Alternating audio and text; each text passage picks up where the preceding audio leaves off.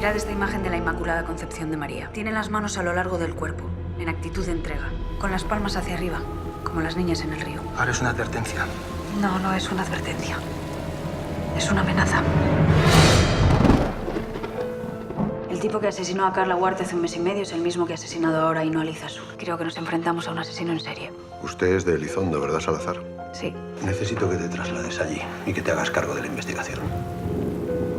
Resulta enternecedor que vayas a los funerales de esas crías muertas, pero que no visites a Lama. Tía, anoche me pareció ver a la niña desaparecida, en una hora en la que se supone que estaba muerta. ¿Te dijo algo? Ya sabes que no creo en esas cosas, tía. Muchos no creemos, hasta que lo vemos. Amaya ha venido aquí a protegernos a todos. A quien debería haber protegido cuando se puso enferma fue a Lama. Y lo único que hizo fue largarse a inventarse una nueva vida. Y tía, ¿sabes por qué pudo hacer eso? Porque Ross y yo nos quedamos aquí cuidando del negocio familiar.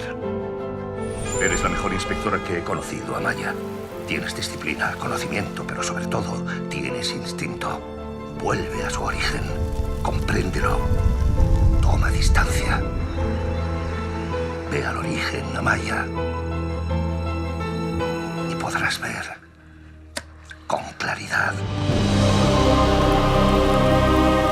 ¡Alto!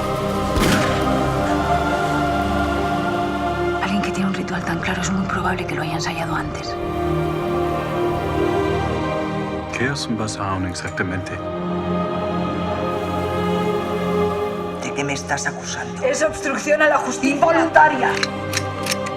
Deje de decirme cómo tengo que hacer mi trabajo, Salazar. ¿Dónde está? Está muy cerca, Amaya. ¿Qué quiere de mí? Quiere tus huesos, Amaya.